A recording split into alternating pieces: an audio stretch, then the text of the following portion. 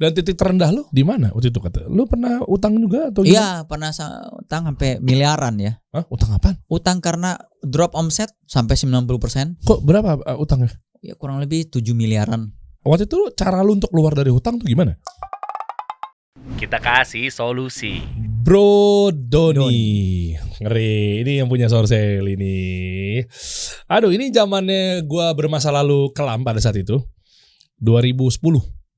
Senayan City di bawah depan lift. Iya betul. Legend man. Itu lokasi pertama. Ya kan? Bener kan? Iya, tapi sekarang udah pindah di lantai 5 dekat bioskop. Oh ya, oh Dekat naik. bioskop, dekat food court. Kenapa naik? Karena di area situ sekarang di relay out dari mallnya situ semua adanya semua body care, health care, kosmetik situ. Wow. Pindah. Semua juga yang dibawa-bawa barang F&B yang di LG itu di daerah itu dipindah ke lantai 5 dekat bioskop semuanya F&B. Oh, oke. Jadi dulu 2008 lo mulai di Senayan City. Yes. Sourcell ini legend lo men. 15 tahun loh. Dahsyat. Nggak mungkin kayaknya anak-anak sumuran gue millennials kayak nggak tahu remaja gitu. Ya, dari bayi sekarang udah remaja. Yogurtnya udah hitam deh dulu ya? Hah? Enggak, Belum. Putih. Awalnya masih putih Putih, terus abis ada itu yang gue sempat ngerasain hitam juga tuh. Yang hitam sekarang masih ada. Masih ada ya? Ya even yang hitam itu one of the best selling lah. Oke. Satu cabang akhirnya sekarang 74 cabang. 74 cabang ya. Valuasi lu berapa ya? Revenue stream berapa setahun? Ya. Tahun lalu. Tahun lalu ya kita bisa sell about per outlet per bulan ya mungkin bisa sekitar 4.000 5.000 cup lah. Yang bener loh. Iya per bulan. 4.000 5.000 satu outlet. Jadi kalau ngomong outlet? Ya tinggal dikali aja mungkin. Iya. Tapi kan ada outlet franchise ya. Iya. Setengahnya dari outlet kita tuh franchise. Bocorannya juga katanya teman-teman sekarang bisa franchise Sourcell. Yes. Dengan harga 1 juta aja udah bisa ikutan. Betul. Jangan dibocorin ya. Iya nanti. Biasanya kan katanya kalau mau franchise itu kan 1 miliar kan lo kan? Franchise Sourcell itu rata-rata karena masuknya di mall ya. Bayar DP mall segala macam sekitar 1,4 lah kurang lebih. 1,4 1,5 karena mesinnya yang keluarin mesin Sourcell aja tuh yang Taylor itu pun kalau mesin barunya harganya sekarang karena USD juga tambah naik dan harga USD di sana juga naik bisa 500 jutaan satu mesin. Lah kenapa lo bisa-bisanya mentang-mentang udah keluar bentar lagi logo halal? Apa ini adalah bentuk keberkahan yang akan berbagi ke teman-teman semua sehingga mereka bisa milikin saham senilai 1 juta udah bisa. Rupiah. Gimana caranya ntar lo kasih tahu ya? Iya. Plus jatuh bangunnya. Mungkin teman-teman penasaran di sini, apakah Sourcell itu adalah dari awal sampai akhir tuh nggak pernah ngerasain jatuh? Kayaknya naik terus kayaknya nih. Ya kita kupas ya. Instagram berapa sekarang? 109.000 men. Oke lah. Gede lah. Centang biru. Nice. Ya nanti lo kasih tahu juga dong gimana caranya bisnis F&B atau FMCG bertahan. Iya. Ya melewati badai, terpaan dan seterusnya gitu kan. Betul. Eranya sekarang lagi ngapain sih F&B? Iya. Ya kan era geprek semua. Yogurt semua. Iya. Nanti lo kasih tipsnya ya. Iya. Sip, mantep. Don, dari awal Don. Gue pengen tahu lo dulu gimana sih ngebangunnya? Tahun 2008 ya, tahun 2008 bulan 5 itu yang pertama. Itu sebenarnya lahir dari kebetulan, ada kebetulannya dan juga ada hobi sih, lebih ke hobi sama passion. Itu 3. Hobi kenapa? Karena lo kebetulan karena pertama kali bersentuhan dengan produk yang seperti ini tuh waktu saat kuliah. Saya kebetulan kuliah di US kan saat itu ya. Di US itu saat itu produk gini sudah lagi booming ya kan. Di setiap sudut kota lah istilahnya. Kalau di sini mungkin bubble tea atau es krim atau apa di sana tuh semuanya pada frozen yogurt. Jadi kebetulan karena kuliah di sana, makanya tadi saya bilang unsurnya pertama kebetulan karena kuliah di sana. Terus suka makan juga di sana, hobi berarti ya. Dan akhirnya bikin ini gara-gara passion karena kuliahnya kebetulan saat itu ambil S2-nya marketing di sana. Nah, yang bikin lebih kebetulan lagi sebenarnya ide ini awalnya lahir bukan dari saya sendiri. Terus? Dari saat waktu kelulusan orang tua datang untuk acara kelulusan saya, wisuda lah istilahnya kan ya. Saya bawa ke salah satu tempat yang saya sering tongkrongi dan saya makan frozen yogurt di sana. Apa di mana? Di Amerika. Lalu di Amerika di mana sih? Di LA. Di LA S2-nya di LA. Oke. Tempat yang dimaksud di itu saya lupa yang saya bawa di mana ya? Kalau nggak salah di Sunset Boulevard? Bukan, di daerah Santa Monica. Oh, Santa Monica. Iya. Agak ke ngarah laut West, ya. agak west. Iya, Santa Monica. Ke laut gak sih? Agak ke west, ya. West, Iya, iya. memang west area Santa Monica. Iya. Saya makan di salah satu toko frozen yogurt yang cukup terkenal di sana. Legend lah istilahnya juga ya. Udah dari tahun 2005 kalau nggak salah dia. Antri gitu kan. Orang tua saya bawa makan. Pertama yang mencetuskan ide ini mama saya mengatakan bahwa ini kalau dibawa pulang balik ke Indonesia kayak bisa rame nih. Soalnya waktu saya makan sana itu antriannya panjang banget 70 orang gitu. Kita juga ngantri sampai 1 jam setengah saat itu. Dan di Indonesia belum ada tuh yogurt. Yogurt belum ada ya? Belum ada. Bahkan gaya hidup, lifestyle, habit makan yogurt pun belum ada. Wah, berat men behaviornya. Iya. Kok bisa-bisanya lu berani? Oke, lanjut. Lebih karena ide itu terus akhirnya saya pelajari. Saya sempat sampai kerja juga di sana di salah satu cabang brand tersebut karena saya udah lulus. Daripada balik tidak bawa ilmu istilahnya kan, saya iseng kerja di sana. Saya kerja 3-4 bulan untuk tahu operasionalnya segala macam. Karena saya nggak ada latar belakang bisnis F&B tadinya kan. Kuliah saya marketing gitu. Yang saya punya adalah perspektif bisnis secara marketing. Tapi saya nggak punya perspektif bisnisnya secara operasional. Jadi mau belajar itu saya kerja di sana istilahnya. Wah, niat. Kan? Iya, niat passion kan istilahnya. Ya, jadi 3-4 bulan di sana kerja, akhirnya balik Indonesia dan memulai bisnis pertamanya di Senayan City 2008 bulan Mei. Padahal saat itu saya sangat asing dengan Jakarta ya. I'm not from Jakarta. Lu di mana? Saya dari orang luar pulau sebenarnya. Apaan? Dari Bau-Bau, Sulawesi Tenggara. Hah? Iya. Serius lu? Iya. Jadi waktu pertama kali gue balik Jakarta dan memulai bisnis di Jakarta itu, gue udah 10 tahun sejak terakhir kali menginjakan kaki di Jakarta. Oh. Jadi benar-benar ya saat itu challenge-nya cukup challenging ya. Dalam arti I don't have any experience di Jakarta dan kata-kata Jakarta itu keras. Sangat terngiang di kepala gue. Sempat ada worry-nya juga ya. Nah, jadi challenge-nya ala batik kurikulnya di awal seperti itu. Bagaimana mulai bisnis di kota yang belum pernah gue familiar gitu. Tapi untungnya ya mungkin ada teman dari bekas sama-sama kuliah di luar kan, ngobrol-ngobrol. Dan akhirnya yang mulai bisnis itu di Jakarta karena itu tadi kebetulan hobi passion. Bondo nekat, bonek. Itu mulainya. Karena pengen pembuktian diri mungkin. Oke. Tapi lu enak, lu privilege orang tua ya, modalnya orang tua kan? Iya betul, tapi orang tua dari dulu saya kuliah pun ngajarin saya bukan seperti yang lagi topik trending di sini ya, pamer-pamer ya, enggak. Di saya betul I have to be responsible with my own money. Jadi bahkan waktu zaman kuliah dulu tuh saya mau minta tanda kutip biaya kuliah aja, saya harus mengajukan proposal lengkap ke orang tua. Hah? Jadi orang tua saya itu betul. Masa orang tua lu pitching? Pitching dalam arti untuk minta biaya kuliahnya berapa, untuk kan biaya hidupnya berapa. Tapi apa saya bukan tipe orang yang kasih segitu. Dia harus tahu ini buat apa. Bahkan sampai jarak dari tempat rumah saya, istilahnya ngekos dulu ya, nyewa apartemen, sampai ke tempat kuliah berapa mile hitungannya di sana kan ya. 1 mile tuh berapa galon biaya pom bensinnya, dihitungin semuanya supaya situ harus gua buku kuliah berapa mata kuliah, per mata kuliah 1 kredit 2 kredit SKS ya istilahnya di Indonesia ya. SKS. Nah, itu juga harus jadi itu yang terlatih secara mengajukan uang, dia nggak kasih kayak pluk lu pakai terserah lu buat apa, kagak gitu. Jadi semua harus ini. Dan bahkan waktu mulai pertama pun memang dapat dana dari orang tua, tapi itu sifatnya lebih kayak pinjaman bisnis sih. Tapi internal loans ya, pinjaman bisnis ke orang tua, which is setelah itu ya dibalikin gitu. Berapa nilainya? Nah, saat itu untuk mulai satu outlet pertama Sourcelli beserta kantor, bahan baku, DP mall, mesin, renovasi sekitar 1 miliar lah kurang lebih. 1 miliar tahun 2008 gede bro. Iya. Oke. Karena bisnisnya di mall. Kan? Sebelum kita bahas OPEX dan lain-lain lebih lanjut ya. Tapi gue mau bahasnya gini. Oke, yogurt gara-gara lu lihat di Amerika. Yes. Oke. Begitu masuk Indonesia kan lu sempat ngukur gak sih strategi marketingnya gimana? Apakah relevan apa yang lu pelajarin di Amerika, di kampus? Terus behaviornya kan ini kan cukup yang unik ya.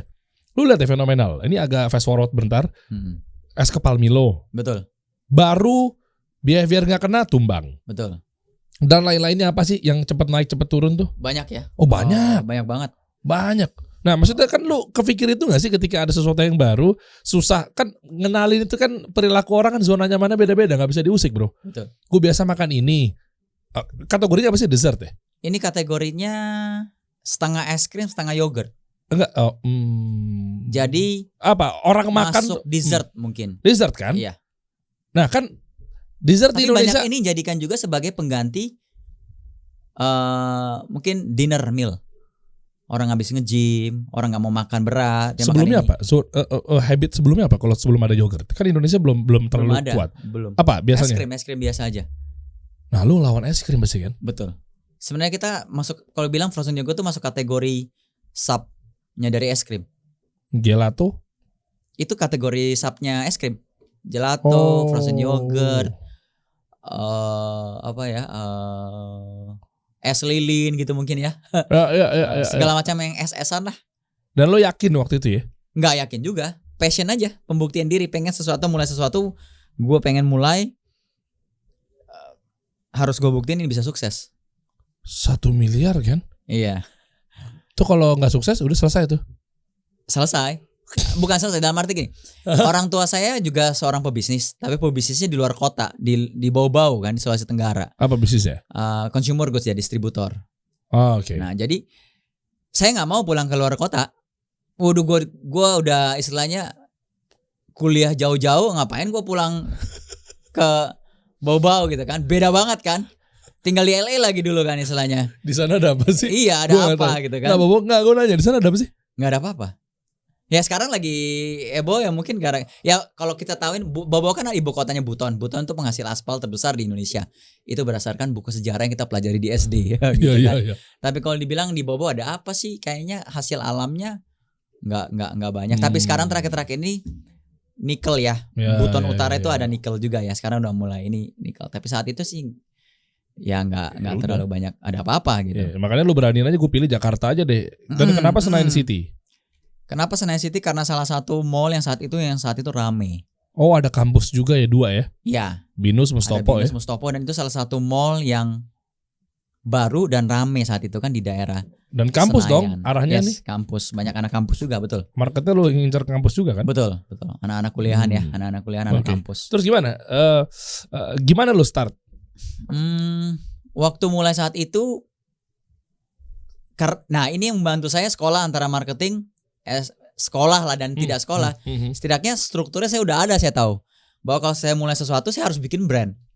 Oke. Branding is important. Before the customer knows about the product, saya harus bikin payungnya dulu yaitu sebuah brand. Oke. Nah, jadi oleh karena itu brand lah yang saya bikin pertama kali.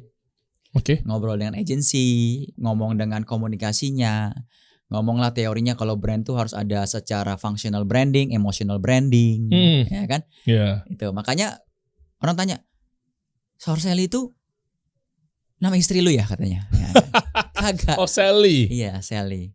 Nah terus Saur Sally itu ada karakter Sally-nya itu apa gitu kan? Itulah apa yang saya pelajari selama kuliah. Branding tuh yang bagus adalah harus ada functional, harus ada emotional. Nah yang karakter Saur Sally-nya itu karakternya itu yang si anak kecil wanita itu adalah salah satu part of the emotional branding gitu kan? Oke. Gitu. Jadi itu yang membantu. Mulai di awal waktu saya kerja di US itu waktu di salah satu tokonya, secara produk kalau kita ngomong 4P ya, 4P marketing mix 4P yang paling basic untuk mulai sebuah bisnis. Pertama dimulai dari produk pastinya kan. Kalau nggak ada produk mau jualan apa gitu saya kan. Dari produk saya cari tahu di US, hubungi semua supplier, kontak, coba saya beli mesinnya yang mesin yang bukan mesin yang proper industrial seperti sekarang, tapi mesin-mesin seadanya supaya untuk coba beli produknya dari suppliernya, coba rasanya oke nggak gitu kan ya. Terus habis itu dari sisi produk itu develop produk. Dari produk kedua pricing kan harus hitung COG segala macam dan kira-kira untuk market Indonesia cocoknya berapa ya kan, packagingnya, produk sama pricing lah misalnya kan. Setelah itu udah mulai masuk ke place. Nah, place saya tahu bahwa bisnis saya mau mulainya di mall harus ramai karena trafficnya tinggi. Itu aja adalah salah satu mall yang saya apply adalah Senayan City dan kebetulan ada space available. cukup strategis, ya dapatlah tempat itu, ya kan. Setelah itu berlanjut ke promotion, ya kan. Promotion itu hari ya kenal-kenal dari teman, akhirnya dikenalin sama orang yang PR yang ngerti komunikasi untuk build communication dari branding dan marketing Sour Sally ini gitu. Nah itulah kurang lebih waktu awalnya ya. Oke, dan berdarah-darah gak sih ketika lo buka di hari pertama, kedua? Gue pengen tahu deh, mungkin teman-teman juga merasakan hal yang sama gitu. Ketika kayak apapun bentuk usahanya, pasti kan ada rasanya kayak oke, yuk mulai, open. Pas we are open itu kan krik, deg-degan lo. Uang udah keluar. Betul. Nah itu lu ngerasain momen itu gak sih? Saya ingat banget. Karena ini mungkin gue juga dulu kuliah ya. Dan ngerti mengenai konsep pre-marketing, launch marketing, communication ya kan ya. Itu yang bawa waktu gue mulai gue udah prepare semuanya gitu. Sebelum buka, istilahnya kita bagi dua, soft opening, grand opening. Soft opening tanggal 15 tuh bikin press conference. Bayar media. Jadi 1 miliar itu termasuk dengan press conference tadi. Bayar medianya, bayar komunikasinya.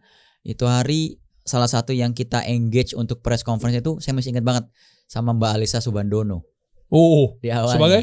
Sebagai tamu di press conference tersebut.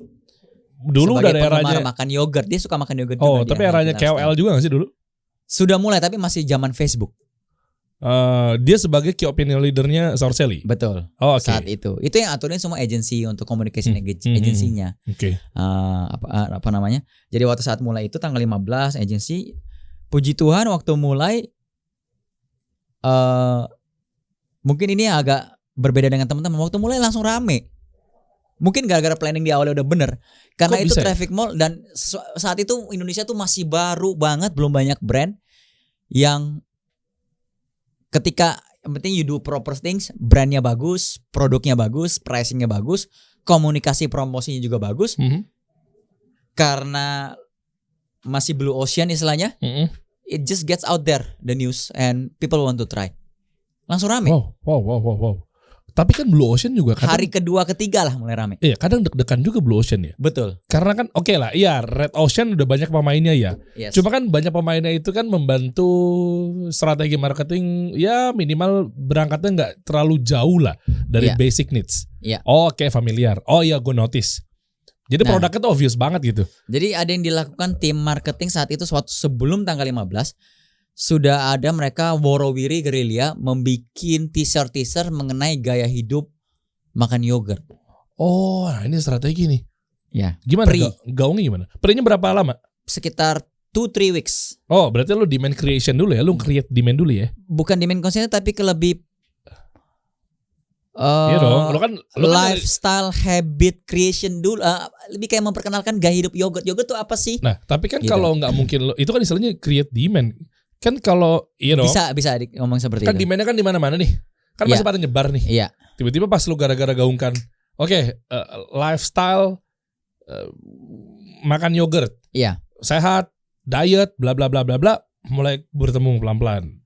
Gue banget tuh. Iya, betul. Kan ngumpul tuh demand. Iya. Itu udah selama 2 minggu. Selama 2-3 minggu. Jadi ada beberapa artikel bahas yogurt, masih unbranded. Bahas yogurt, apa sih gaya hidup yogurt itu? Yogurt tuh apa sih? Apa manfaatnya untuk yogurt? Baru jebrer press conference Sour Sally frozen yogurt. Wow. Es krim berbentuk yogurt. Gitu. Setelah itu media KOL hari pertama masih nggak terlalu rame, hari kedua, ketiga udah mulai rame, dan by the time hari ke 7-10 gitu udah ngantri. Hah? Lu kasih apaan bisa ngantri? Nggak, lu kasih scarcity atau urgency apa? Kok dia tren salah satu FOMO? Komunikasinya tren gaya hidup makan yogurt dari Amerika. Oh, lu pakai narasi itu. Iya. Gaya hidup dari Amerika. Saat itu orang Indonesia kan iya yang sesuatu yang berbau Amerika, berbau luar negeri itu menjual kan. Dan juga gini bro, di marketing kan ada istilah kalau beli tuh dapat apa atau jadi siapa. Betul. Ya kan, jadi ketika lu beli lu jadi siapa. Makanya ada istilah kan kayak Nike, lu beli Air Jordan karena gue pengen jadi Michael Jordan. Benar. Lu beli Yeezy gara-gara pengen jadi Kanye West. Ya kan, dan seterusnya kan. Jadi kalau di sini kan langsung keikat tuh. gila gue Amerika banget nih. Ya, jadi kayak memperlahan dengan gaya hidup ini udah es krim yogurt ini udah populer di Amerika. Dengan lo makan ini mungkin lo merasakan experience gaya hidup sehat, gaya hidup makan es krim terbaru dari Amerika. Exactly. Nah itu yang langsung, makanya yang ngantri-ngantri kan anak muda semua. Dan lo kasih urgensi gak di situ? Ini cuma ada 100 doang nih hari ini. Enggak. Lo loss gitu aja. Loss, bahkan enggak ada seperti itu. The demand creation is blue ocean. Ya, Bukan hanya blue ocean dari sisi yogurtnya, tapi blue ocean dari sisi industri brand brand es krim yogurt yang pertama yang memperkenalkan gaya hidup ini dan orang pengen coba dan orang makan enak, ya word of mouth aja terus. Gitu. By the time udah 2 minggu, tanggal 27, gue ingat 27 Mei itu udah antri banget, udah kayak 40 orang kali 30-40 orang antri gitu pengen coba. Dan menunya udah berapa? Gak banyak, hanya rasa plain yang white itu sama yang strawberry kalau nggak salah, pinklicious di awal kita mulai. Belum kayak gini nih. Belum. Oh, topping kayak gini juga belum. Topping udah ada, tapi belum ada yang sos kayak gitu, lebih ke fruit segala macam. Legend. Ini kayak gini nih setelah rebranding. Tahun 2014. Gue pengen nyobain sih ntar ya teman-teman nih, lu penasaran kan? Nih kita keluarin dulu aja nih. Dim tolong lo nih, keluarin lo nih. Jangan dicocol. Hah? Ya gue penasaran aja. Ini sekarang yang topping ini tuh ada banyak banget toppingnya. Apa aja bro? Macam-macam ini, longan, ada coklat, chips, ada almond, ada biscoff sauce, Kido namanya kita, ada coklat. Dan ini belum ada dulu kan? Belum. Kita belum ada konsep. Nanti kita kupas nih kenapa sampai bisa ke sini dan kok bisa-bisanya Sour Selling ngebantu teman-teman tuh yang pengen punya bisnis atau franchise Sour Selling nggak perlu keluarin 1,5 miliar. Yes. Cukup dengan 1 juta aja. Wah gue happy sih lo bisa ngebantu mereka untuk punya usaha sih. Nanti kita kasih tahu caranya ya. Nah, itu menarik banget. Nanti gue penasaran nih sambil dibuka deh. Dan lo berarti nggak pernah ngerasain gagal dong? Lalu bilang tadi hari ke-3 rame, hari ke-10 rame, hari ke... Ini jalan hidup ya. Enak hidup lo ya. Jadi mulai bisnis pertama ini langsung sukses memang. Tapi terus wah gila hitamnya udah ngegoda men. Gue cobain dulu deh. Gak bisa gue, gak konsen gue. Hah? Tuh yogurtnya hitam. Coba sendoknya. Wah ngeri. Langsung dicocol aja kali ya. Apa? Iya cocol aja sini kan. Gak apa-apa juga. Gue ikut deh, sejuta deh. Ikut gue. 10 juta juga bisa kan? Bisa. Semakin naik bisa kan? Bisa. Ikut. Banyak orang disebar jadi kan outletnya banyak kan? 1 juta di outlet ini, 1 juta outlet ini, 1 juta outlet ini. Jadi kan semua dia bisa punya. Oh iya, lu punya 74. 74. Yang sekarang sudah ada di crowdfundingnya itu 13. Oh, kalau gua naruh lewat crowdfunding? Iya. Iya dong? Iya. Ya kan dibantu kan dikumpulin dana di situ kan? Betul. Ya kan bareng-bareng jadi kita kayak patungan. Kayak patungan. Enaknya crowdfunding tuh begitu, teman-teman. Coba deh lu buka wawasan deh dengan era crowdfunding ini sebenarnya ngebantu tau. Betul. Iya kan? Jadi misalnya gue naruh 50 juta. 50 juta gue sebar ke 50 outlet bisa? Bisa. Nantilah kita bahas lah. Bisa. Seru ya ini langsung gue cocol. Langsung gue sikat ini. Iya. Toppingnya belum? Tadi. Ini toppingnya. Iya tadi. Almond. Ini lebih kayak semen beku ya. Kayak semen. Tapi yogurt, bismillah. Doni ngada-ngada Doni. Don ini gue ini gagal diet gak sih? Gagal diet. Hah? Kalau gue gak tahu deh. Ini gimana kalorinya? Kalorinya dibandingkan es krim biasa lebih rendah pastinya. Gak mungkin lah, masa sih? Karena fatnya kita kan low fat, pakai low fat, bukan low fat bahkan skim milk, zero fat milk.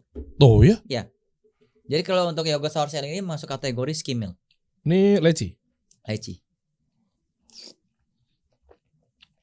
Oh jadi ngiler juga. Don lu hancur lo Don. Wah lu parah sih. Ini buat buka puasa asik loh. Iya betul. Iya kan? Iya. Seger kan soalnya kan. Penggantinya takjil ya, semacam takjil. Yoi. Udah halal belum? Barusan halal. Tapi memang kalau ditanya kan zatnya kan apaan sih buat bikinnya? Ya, Susu. Apalagi? Yogurt. Live bacteria. Topping-topping almond, lychee, buah-buahan, coklat. Ya udah. Ya halal kan itu kan sumbernya halal. Iya. Ya kan cuma untuk penguat dari pemerintah juga lebih mantapnya lagi kalau dikasih itu ya. Yes. Untuk kayak makan semen tuh kalau yogurt hitam. Dimas mau potong gaji. Potong gaji. Enggak. Ini ada saus-saus. Apa lagi? Itu jangan tinggal tumpahin aja Don. Cookie dough, iya. Salah satu paling populer juga. Oh ini kayak karamel ya? Yes, Biscoff kayak Biscoff. Oh Biscoff. Lotus. Lotus, yes. Ya. Lotus Biscoff. Nah. Itu saus favorit untuk di saus. Tuh. Ikan Dim, tolong Dim. Taruh sana Dim. Balik-balik jangan setengah ya. Ntar bagi-bagiin santai. Taruh situ. Dim, taruh. Ini acara apa sih ini? Makan-makan. Makan-makan. Taruh gini. Oke, bismillah ya.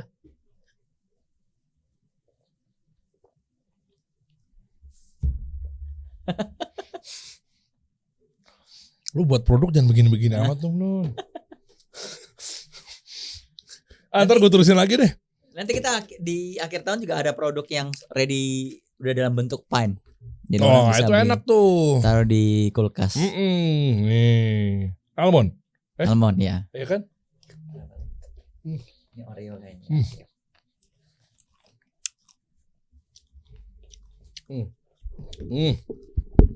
Lagi.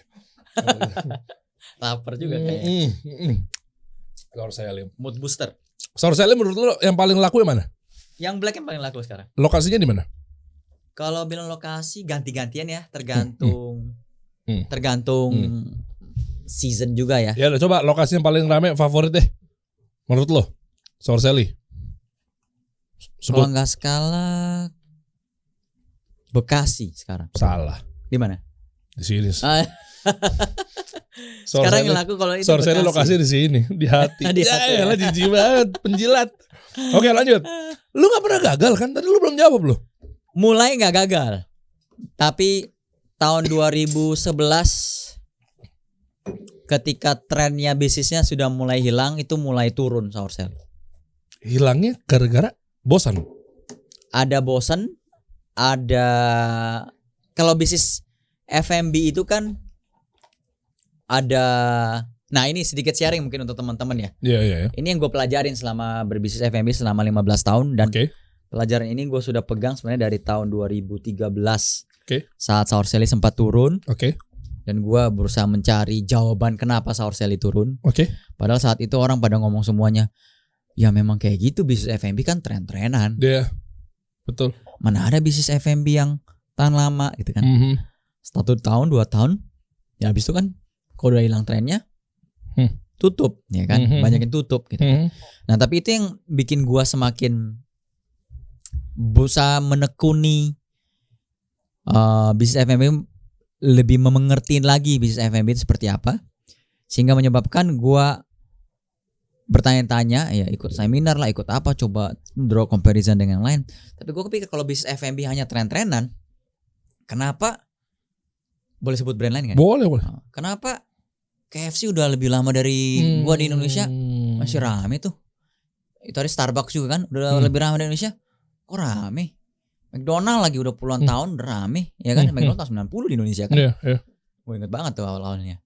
Nah itu yang bikin gua mencoba mencari jawabannya. Nah ternyata apa? Bener sih bisnis F&B itu tren-trenan. Tapi tren-trenan itu hanya salah satu fase dari 3 fase bisnis F&B. Apa 3 fasenya? Nah jadi bisnis F&B itu yang ini gue pelajari bahwa bisnis F&B itu kalau kita mau bisnis F&B harus ngerti 3 fase ini. Karena ini yang menentukan produk apa yang lu bikin, effort marketing apa yang lu bikin, focus of communication apa yang lu bikin, ya kan? What-nya, why-nya, when-nya, who-nya, where-nya gitu kan? How-nya ya kan? 5W 1H lah ilmu itu ya. Dimana 3 fase F&B itu dimulai memang fase pertama adalah fase tren atau viralitas. Nah kembali ke tadi bro ada ngomong mengenai es kepal Milo gitu kan ya. Kok 3 bulan hilang sekarang kan. Nah itu fase 1 viralitas. Viralitas, innovator, FOMO gitu ya. Yes. Viralitas, tren-trenan, holiday season, holiday period. Nah itu biasanya yang di fase 1 yang mengandalkan tren itu umurnya nggak lama. Tapi memang bisnis F&B itu butuh seperti itu. Lu butuh boom seperti itu, viral itu butuh. Tapi tidak hanya di situ, sebagai bisnis F&B itu jangan hanya fokus mengandalkan viralitas. Karena namanya viralitas seperti kayak di akun-akun viral-viral yang lainnya. Viral itu apa? Seperti berita. Tiap minggu berganti. Lu kan nggak mau tiap produk lu berganti. Bisnis lu minggu ini viral, bulan ini viral, tahun ini viral, tahun depan udah ganti. Bener. Bener kan? Nah, Oke. challenge-nya adalah bagaimana bagus kalau bisnis lu bisa viral. Bisnisnya bisa sukses memang harus viral juga, tapi umurnya nggak panjang. Tergantung produknya. Tapi kan nggak semua yang tiba-tiba viral terus tiba-tiba pasti sustainability-nya rendah bro, pendek, enggak juga kan? Enggak juga. Ada juga viral tuh stay. Betul. Nah, itulah dinamakan ketika bisnis itu sudah viral, tapi dia tidak hanya mengajarkan viralitasnya aja, tapi juga bisa naik ke fase kedua. Caranya? Fase kedua, sebutin dulu fasenya ya. Iya, iya. Jadi fase 1 tuh fase tren viral, fase 2 itu adalah fase lifestyle atau habit. Fase 3 culture atau budaya. Nah, apa susah, itu? Susah banget. Kagak simple. Emang ya? Iya, jadi pertama mulai merubah kultur bro. itu paling susah. Iya kan? Ya. Oke, lanjut coba. Jadi fase 1 itu adalah fase viralitas tren. Ya kan, viral. Challenge adalah ketika viralitas lu sudah tidak terlalu viral lagi, ketika tren lu tidak terlalu tren lagi, bagaimana lu bisa naikin produk lu atau brand lu untuk naik ke fase 2, yaitu fase lifestyle habit. Nah, itu cara ngebikin orang habit itu loh. Biasanya yang sudah menjadi lifestyle habit itu umurnya lebih panjang. Karena udah jadi lifestyle habit, udah jadi bagian dari lifestyle, gaya hidup, keseharian customernya. Nah, caranya bagaimana? Salah satu caranya adalah produk itu bisa memberikan strong why kepada customernya untuk dia bisa konsumsi ini secara habitual atau secara lifestyle. Berat tapi ya. Tidak gampang. Contoh kasus. Kenapa Sour Sally bisa beranjak dari tren, awalnya tren, ketika rebranding tahun 2013-14, akhirnya sekarang jadi at least dia ada, menurut saya itu Sour Sally fase 2 lifestyle habit. Kenapa? Karena orang marketnya sudah lebih mengerti bahwa makan yogurt itu sehat. Wah, dia masuk di situ pinter. Ya berarti karena ini es krim, semua suka es krim. Es krim is a big industry, terutama di negara tropis yang panas seperti Indonesia. Tapi too much calories. Es krim yogurt. Oh, makanya ke situ. Lower fat, lower calories. Dan ditambah lagi yang bro tadi makan yang black sakura itu kan mengandung active charcoal. Active charcoal itu dipercaya menurut riset bisa memberikan efek detox ke dalam tubuh.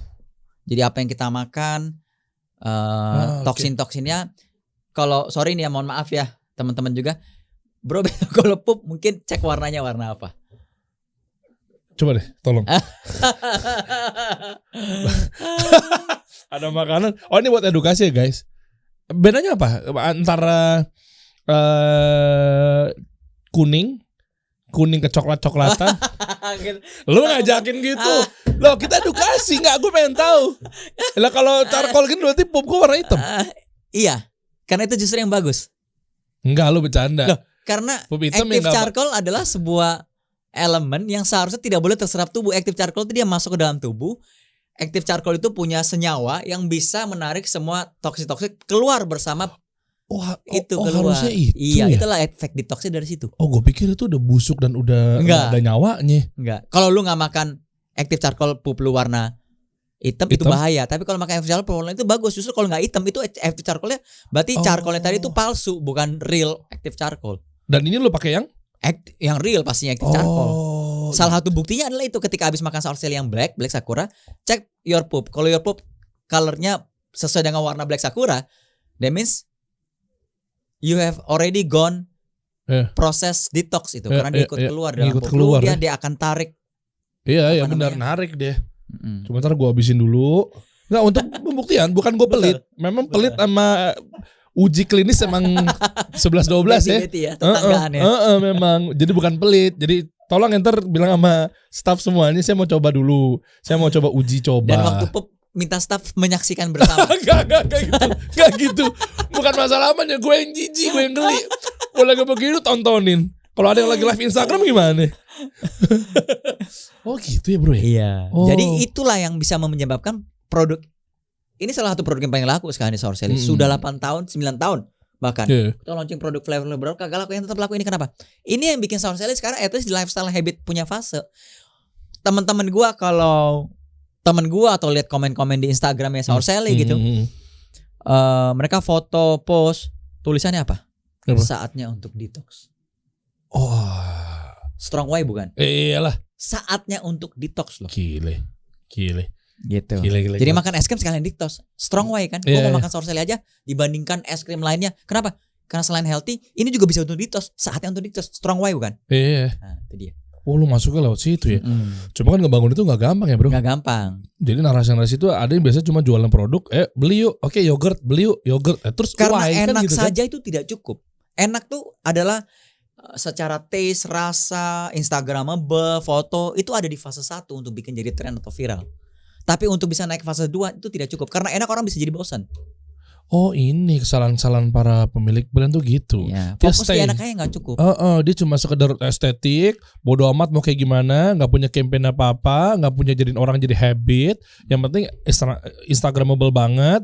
Yang penting ini foto produknya kelihatan kece dan seterusnya. Viral memang, tapi Viral tapi begitu-begitu aja jadi. iya. Ketika enaknya itu sudah membuat orang bosan.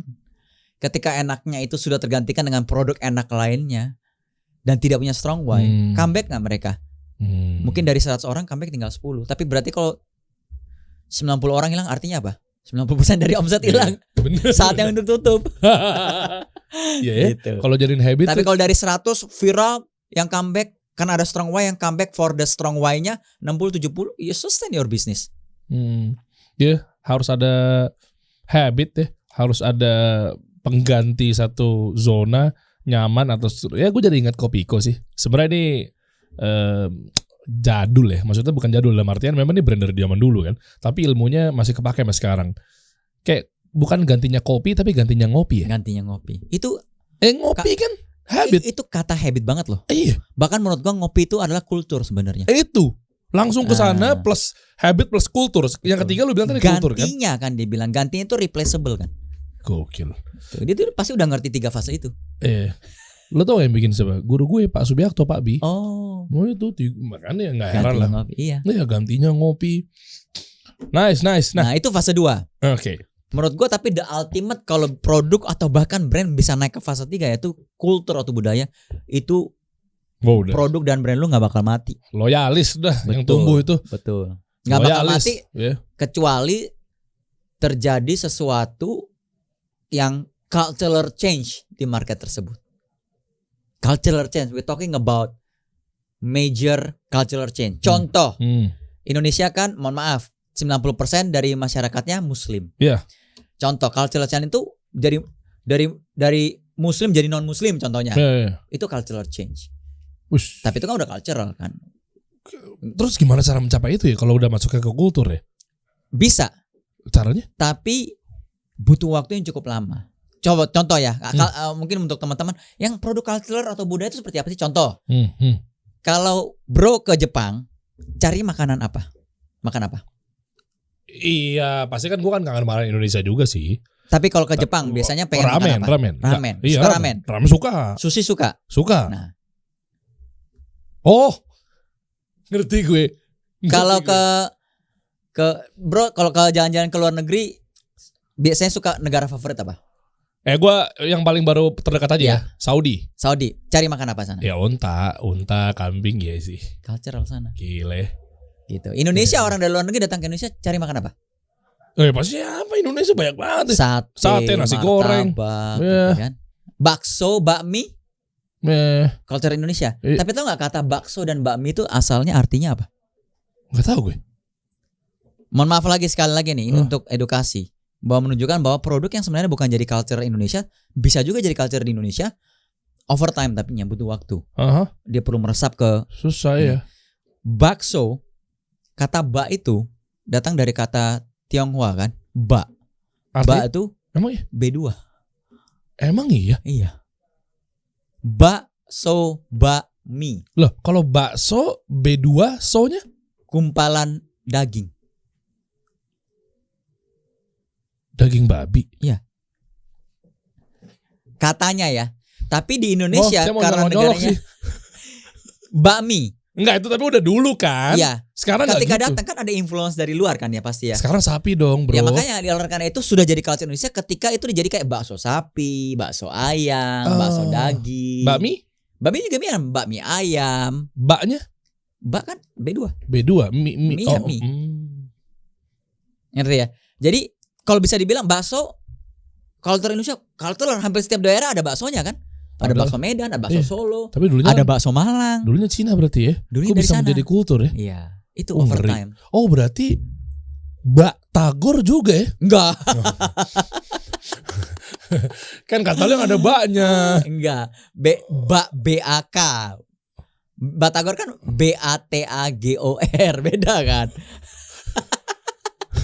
Bak mandi. Bak mandi enggak lah, enggak. Mandi Bakwan. berdua gitu. Sama bakwan. Bakwan tuh bahasa Chinese, Wan. Saya enggak tahu arti wan, tapi bakwan tuh bahasa Chinese. Tionghoa, pokoknya bakso, bakwan. Bentar. Kenapa pasukan lo jadi mendominasi di negeri gue? Ini bercanda, lu jangan nyerang gue. Ini orang kita udah bro kok. Disclaimer gue serang gue langsung nih. Nah, tapi kan itulah indahnya dunia kan, membaurkan. Oh iya itu, makanya gue ngundang lo. Membuktikan bahwa mau jenggot sampai ubin, gue toleransi bro sama siapa aja. Iya. Jangan nyerang gue ketika lo gue ngundang Vijay Daniel. Keluar tuh gitu. Gue simpen dihujat komen-komennya gue ngundang Vijay gitu Daniel. ya? Gitu ya? Nah, jadi itu. Ya. Jadi bisa kayak lah, oleh karena itu Sour Sally sebenarnya kalau dibilang kan produk Sour Sally frozen yogurt kan bukan budaya Indonesia. Bukan kultur Indonesia kan yogurt. Oh ini daging banget loh.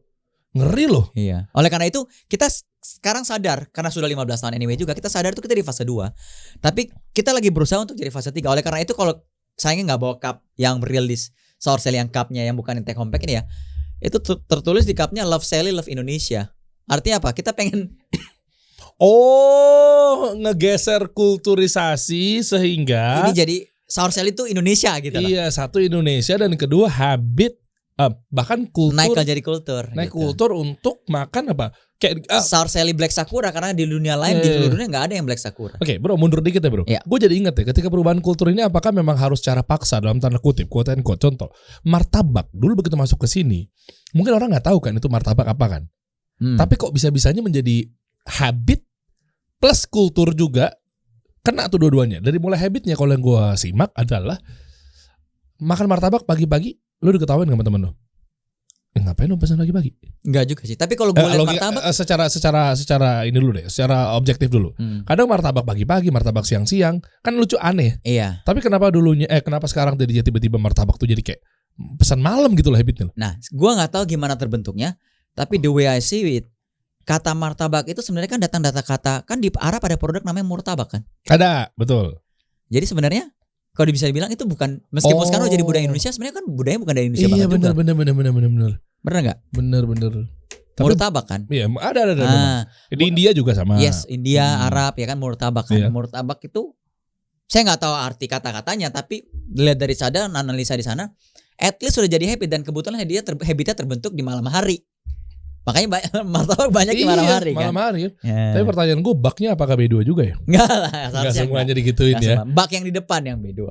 Oh. Bak mandi gitu. Ya. Baksat. Itu bang. Itu bang. Gue jawab lagi. Kan kata-kata kotor ya. Lu mancing gue yang kena tuh. Ya. Tapi anyway, berarti kan lu waktu sempat gagal dan lu gak ngelakuin ini kan? Tadi kan sempat kita bahas itu. Kagak. Karena gua bukan gagal, turun. Hampir bangkrut. Bisa dikategorikan gagal juga dong. Misalnya bisnis udah naik kok turun gitu kan. Seharusnya dunia idealnya kan di dalam dunia bisnis naik dan naik. Gitu Harapannya. kan. Harapannya kan. Yeah. Ya. Nah, tapi ketika waktu turun itulah banyak belajar sebenarnya di situ. Oke. Dan ketika sudah belajar itu ngerti waktu naik ya puji Tuhan bisa mudah-mudahan bisa semakin naik karena sudah ngerti itunya. Jadi setiap produk, setiap bahkan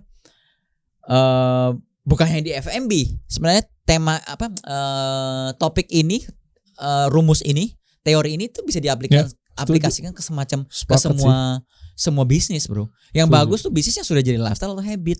Iya betul. Dan sudah jadi tanda kutip kalau di bisnis lain kebutuhan. Iya itu. Dan titik terendah lu di mana waktu itu kata? Lu pernah utang juga atau gimana? Iya, pernah utang sampai miliaran ya. Hah? Utang apaan? Utang karena drop omset sampai 90% tahun 2012-an gitu kok nggak salah. Oh serius lu? Iya kan, tapi bayar sewa di mall kan mahal. Jelas. Betul. Kok berapa utangnya? Ya kurang lebih 7 miliaran saat itu, 7,5 lah. 7,5 miliar. Iya. Lu utang? Soalnya kan itu ada sempat ada overdraft bank ya istilahnya, rekening koran lah ya, working capital kan ya. Itu udah maximize abis hampir full gitu. Jadi waktu berubah konsep Star Selling lebih yang hitam ya kan, muncul Black Sakura itu di tahun 2013 2014 itu udah kayak last throw of the dice, overdraft account di bank itu tinggal sisa the last budget lah. Ini kalau nggak jalan nih tutup nih kayaknya nih. Ya kan bisa bangun, ternyata jeder kena spot on. Wah itu dia. Itu yang penting tuh. Tapi ketika lu terpuruk seperti itu, apa yang lu lakukan? Maksudnya mereka kan juga pasti melakukan hal yang sama ya. Pernah melakukan hal yang sama atau mungkin terdampak juga, punya utang miliaran dan seterusnya. Buntu, kadang buta ide. Nah waktu itu cara lu untuk keluar dari hutang tuh gimana? Gua berusaha membuka diri, membuka pikiran untuk belajar apa yang gue belum tahu. Dan gue yakin pasti ada jawabannya. Karena gue pegang. Orang kan selalu ngomong bisnis F&B mah memang kayak gitu, tren-trenan normal lah. Kalau tutup justru normal kayak gitu kan. Tapi gue tetap gak mau terima hal itu. Karena gue pikir kalau kayak begitu kenapa ya itu McDonald, KFC bisa lama. Contoh sebut brand lagi bakmi GM sudah puluhan tahun. Gitu kan. Pasti ada jawabannya yang mungkin sekarang gue belum tahu. Akhirnya gue dapat jawabannya itu tadi tuh, yang 3 fase. Oh mahal itu. Gitu. Itu kalau dibikin workshop tuh bisa 40 juta tuh sejam tuh. Itu jawabannya sebenarnya. Karena lo ganti pakai uangnya? Apanya? 7,5 miliar? Itu kan berupa rekening koran kan, overdraft kan. Ada jaminannya istilahnya kan. Nah jaminannya itu ya dari revenue. Dari revenue. Iya. Nah, habis setelah itu ya sudah semakin membaik, semakin baik, naik. Ada brand baru, gulu-gulu, ada Vika, Walter, sekarang Pushbat. Gitu. Berapa sih lu sekarang? Ada yang kita operate saat ini 5, tapi ada 1, 2 brand F&B-nya ada. Apa coba buka dong? Ada 4 lagi yang sebenarnya on work sekarang. Coba Sour Sally. Ini holding ya? Holding ya. Oke. Sour Sally itu part of brand. Kalau holdingnya Sour Sally Group namanya SSG. Oh oke. SSG ini ada berapa? Ada Sour Sally, ada gulu-gulu. Mungkin kalau coba buka deh gulu-gulu. Gue tahu, ternyata gue baru tahu kalau itu adalah di bawah SSG. Iya SSG. Oh gulu-gulu ya tahu gue. Gulu-gulu itu. Ya. Oke. Terus abis itu ada Vika Coffee, Vika. VIKA. Harusnya itu kopinya. Iya. Jangan yang ini. Lupa tadi kayaknya ini. Atau mungkin ini belum ada placement kopi ya? Nah gitu dong. Kok disambut gitu loh Mbok yang ngerti gitu gue pancing. Sadar biasanya kopi itu paling suka placement loh sebenarnya ya. Waktu itu pernah kita jalan. Oh pernah jalan. Nggak tahu kenapa nggak perpanjang lagi tuh. Taruh dong. F pakai F. Gak gitu. Anda nyari apa? Perempuan yang keluar Dimas. Jangan bikin malu jenggot Dimas. Pakai K. Vika Coffee. Enak juga ajaannya. Vika Coffee. Oke, sama yang terakhir Warteg. Warteg maksudnya. Warteg. Ya seharusnya di office building. Tapi saat mulainya sebelum pandemi, waktu pandemi cukup keras anginnya karena office building banyak yang tutup. Dan bahkan mall udah rame pun office building masih belum balik traffic karena WFH kan banyak juga. Hybrid kan sekarang. Hybrid gitu. Iya. Warteg. WOW. Pendanaan lu dari mana? Semua internal. Kalau ini kan franchise segala macam. Kemitraan ya kan. Oh oke. Nah ada sama terakhir Pushbat. PUSBAD. Pushbat. Apa tuh artinya? Pusaka abadi. Oh gitu. Gue udah mikir ayam Pushbat. Push tekan bat buruk. Sesuatu yang ditekan pasti buruk gue pikir. Karena sesimpel pustaka abadi ya. Tuh Pushbat. Ini apa nih bro? Ayam?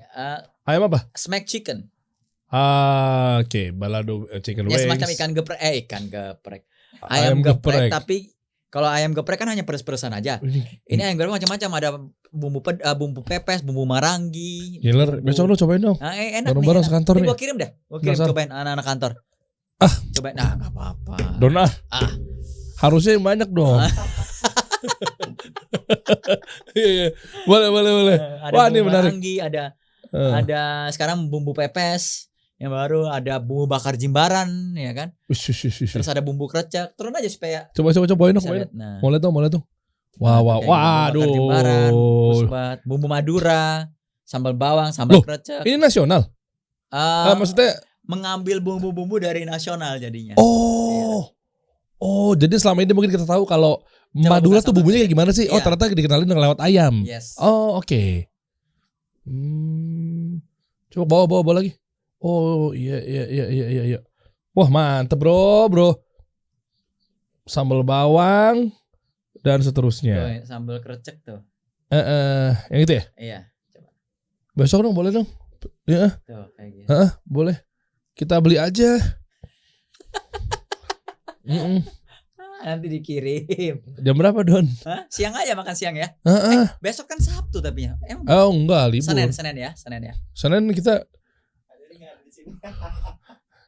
kirim ke malam hari ini gue sering kirim ya. Makan malam. Nggak usah. Hah? Nggak usah nanti sekarang. Enggak. Kirim ke Madinah bisa nggak? Madinah. Lu ke Madinah, bakal ke Madinah. Iya. Mau hari ini sekarang gue suruh kirim nih. Enggak apaan sih Don? Hah? Don, cepet. Coba gue ya, yang gue kirim suruh kirim. Nggak usah. Hah? Nggak usah. Beneran. Don. Gue suka bingung. Doni. Hah? Jangan lama-lama. Bentar. Emang berapa orang? Suruh si Bob. Mau berapa orang? Bob tarikan. Bob. Bang bro. Sini, lagi syuting nih, masih syuting. Apa masukannya? Atau siapa tim suruh pesenin pusbat? 10 cukup gak? 10. Kontainer.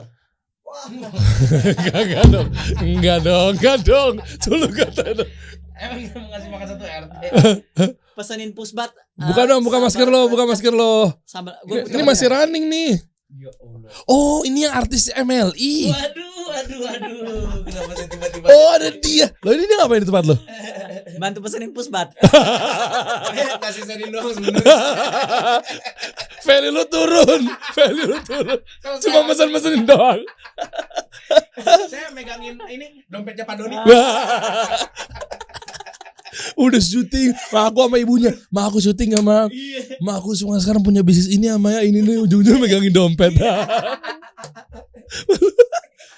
Oke, emang pusbat berapaan harganya? Suruh Magda pesenin pusbat, kasih alamatnya di sini aja. Ya udah. 10 cukup. Berapa sih kita? 10 cukup lah. 10 cukup ya. Dibilang campur-campur aja, ada bumbu krecek, bakar jimbaran, marangi gitu campur-campur. Udah Jangan. Jangan lama-lama maksudnya. Jangan dikit-dikit. Dia tahu otak gue. Minta Magda pesenin, suruh kirim ke sini. Ih, baik banget nih. Pantesan rezekinya lancar ya. Masya Allah. Iya, Makanya kenapa lu tahu gue di sini? Yang di sebelah kecil ya gajinya. Ini acara apa sih? Pertama kali gue begini syuting kan orang masuk lah. Ini acara apa sih? Kasih solusi apa nih? Ini kelihatan kamera ya? Kelihatan. Masuk gak? Masuk situ masuk. Masih ini. Masih syuting. Cuma gue bilang emak gue syuting. Deh, sekarang lu yang baik kerja. Ya maksudnya layanin. Ya maksudnya yang halal kerjanya. Kemarin jual beli organ. Organ tunggal. Udah, ya, gue pengen cobain nih. Mantap. Campur-campur aja. Thank you, Bob. Mantap. Iya. Dia siapa sih? Dia syuting juga dia kan. Iya, Tahu gue nih, ini kawan perradioan zaman gue dulu nih. Ternyata orang lama ya. Iya. Oke lah. Pemain lama. Gede juga ternyata lu ya, lu punya SSG di holding ini ya. Masya Allah. Sekarang gini Don, maksudnya kan lu udah banyak brand. Lu bantulah kawan-kawan kita. Ya kan misalnya pengen lah ya franchise. Saur Sally dulu kita fokus ya. Iya. Balik lagi ke sini. Iya. Pengen banget franchise Saur Sally, tapi kan mungkin keterbatasan modal. 1,5 miliar gede bro. Apalagi yang baru mau nyoba bisnis. Tapi dia tahu valuasi Saur Sally sekarang kan lagi kenceng banget, Masya Allah gitu kan. Nah gimana caranya agar dapat lah share profit kayak atau revenue share kayak profit share kayak apa kayak gitu. Lu punya program, katanya lu mau bocorin cukup 1 juta rupiah bisa investasi di Saur Sally. Gimana caranya? Bisa punya franchise Saur Sally. Iya maksudnya itu. Jadi nggak tahu kalau teman-teman di sini sudah familiar atau bro udah familiar dengan konsep namanya crowdfunding. Oh udah, gue mau udah tahu gue. Udah tahu ya. Jadi crowdfunding itu crowdfunding platform ya jelasnya ya. Ada merupakan sebuah platform yang pada dengan konsep sederhananya adalah mempertemukan bisnis dengan yang ingin invest bisnis. Ada duit nih. Ya. Pengen invest bisnis nih, pengen franchise bisnis nih, ya kan? Dipertemukan di crowdfunding platform tersebut. Oh oke. Artinya kan ini kan adalah satu wadah yang ngumpulin duit orang. Karena nggak bisa ngasal, karena Yes. pasti dipantau oleh OJK. OJK. Iya Betul. dong. Jadi cari crowdfunding udah mulai banyak nih sekarang ya. Ya, ya, Tapi ya. cari crowdfunding platform yang berizin. Mm-mm. Iya, tapi saya dengar-dengar ada satu yang jadi yang kasih duit ke abang di sini. Coba cari tahu sendiri. Itu di hati itu. Iya kan? Nah, tapi artinya gini, ketika ngomongin crowdfunding, berarti mereka semua itu bisa naruh 1 juta rupiah, bisa buka franchise-nya Sourcely. Betul. Jadi apa yang dilakukan adalah kalau dalam konsep crowdfunding kita ada bekerja sama dengan salah satu crowdfunding. Itu kita memfranchise-kan, memitrakan outlet kita. Crowdfunding tersebut menjadi tanda kutip so-called franchisee-nya Oh, oke. yang dia siapkan tim untuk operate lapangannya untuk outletnya, Mhm. di mana franchise ini disebar di member di crowdfunding platformnya itu, dan siapapun juga bisa menjadi member situ, istilahnya nggak usah bayar ya kan, bukan memberan kayak network marketing gitu, kagak. Ini member kayak ya buka akun aja lah istilahnya ya, kayak Instagram user ID dan password gitu kan ya. Oke, betul. Di mana Mhm. mereka bisa memfranchise outlet Sourcely dengan hanya mulai as easy as 1 juta rupiah.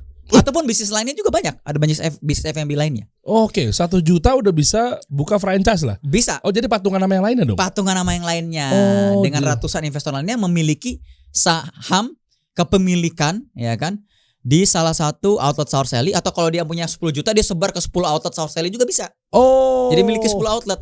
Dan gak harus 1 juta, misalnya dia start Bisa 5 juta, bisa 10 juta, terserah berapapun.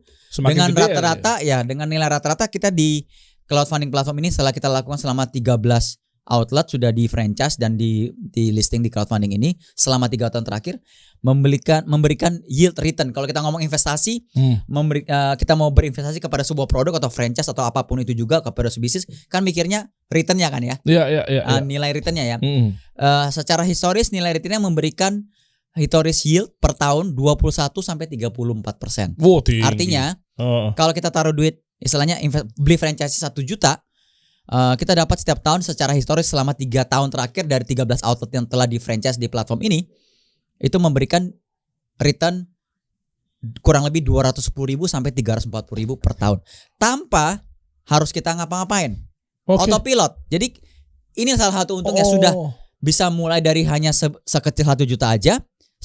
Selain itu juga kita pengen bikin franchise yang teman-teman yang lagi bekerja atau ada first jobber atau ada bisnis, ada uang ekstra yang pengen beli franchise, tapi pertama tidak cukup duitnya untuk beli franchise yang ratusan juta, puluhan juta atau bahkan miliaran rupiah. Mm-mm. Dan kedua tidak tahu yang mengurus bisnis gimana caranya, tidak punya waktu ya kan, tapi punya duit pengen franchise. Mhm. Nah, ini bisa jadi salah satu alternatif solusi karena bisnisnya autopilot. Oh, jadi sekarang nih teman-teman bisa nih ya. Jadi buat Anda yang lagi nonton sekarang nih, waktu yang tepat, ini ada peluang emas. Ya. Jadi sangat disarankan ya. Jadi sekarang bisa untuk franchise, gabungan sama yang lainnya. Yes. Dimudahkan, Dan ringan. di crowdfunding ini tidak hanya Sourcely, banyak franchise bisnis-bisnis lainnya juga seperti itu. Tinggal dilihat aja yang cocok yang mana. Oh ya? Ya, itu kayak platform. Jadi kayak kalau kita platform e-commerce, kita sebagai orang yang punya duit pengen belanja tanda kutip. Nah, belanjanya belanja franchise, patungan dengan orang-orang lain di situ terhadap sebuah brand gitu istilahnya. Dan uniknya gini, ketika lu ngajak teman lu kan mungkin belum tentu dia mau ya. Betul. Mungkin dia lagi nggak siap kondisinya. Mungkin ekonominya lagi goyang. Betul. Apa segala macam, sehingga ketika masuk ke satu listing dan seterusnya itu orang-orang yang memang udah mindsetnya siap untuk Betul. naruh juga. Dan- Jadi jelas patungannya sama siapa dan Betul. langsung ready gitu ya. Dan ini real business istilahnya. Ya bukan seperti kayak yang kemarin ya. Yang mana kayak tuh kalau boleh tahu tuh? Yang Flexing, bukan yang kayak gitu-gitu lah. trading. Ya kayak gitulah ya, kurang lebih lah. Saya 1 juta orang dengarin sampai 100 triliun rupiah hilang gara-gara itu ya. Kayak gitu. Yang enggak kayak gitu karena ini real bisnis ada. Ya, Misalnya oke, tinggal lu mau masuk berapa, lu pilih outletnya yang mana, rasa cocok nggak hitung-hitungannya, tinggal pilih salah satunya ada Sourcely di sana, ya kan? Kalau Sourcely kan udah jelas latar belakangnya udah 15 tahun di industri produknya yang berkembang terus setiap tahunnya, ini kan es krim yogurt yang berada di industri yang lebih menyehatkan, kan market sehat kan, healthy product kan semakin naik kan ya. Betul. Yang pasti setelah aja. pandemi terus Yang pasti aja Sourcely aja berarti ya, nggak masalah 15 juga kan. tahun itu kan. Istilahnya dari sisi viralitasnya pun udah lewat, sekarang udah kan ke lifestyle habit. Jangan juga franchise gara-gara bisnis lagi ngetren ya, hati-hati. Yang tren dan viral bisa seperti berita setiap minggu ganti-ganti yang viral apa ya istilahnya kan ya. Betul. Nah itu bisnis. Tapi kalau dari sisi crowdfundingnya ini,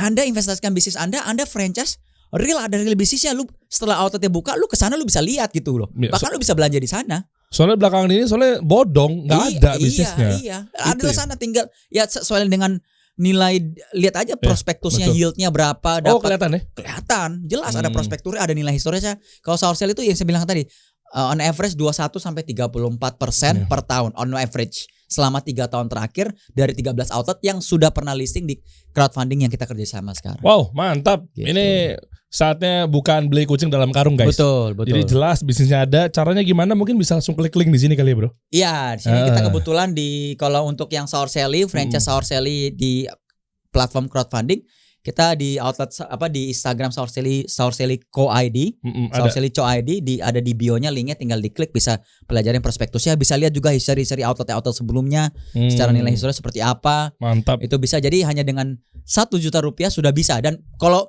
ternyata gue punya 10 juta, gue mau sebar di 10 brand atau di 10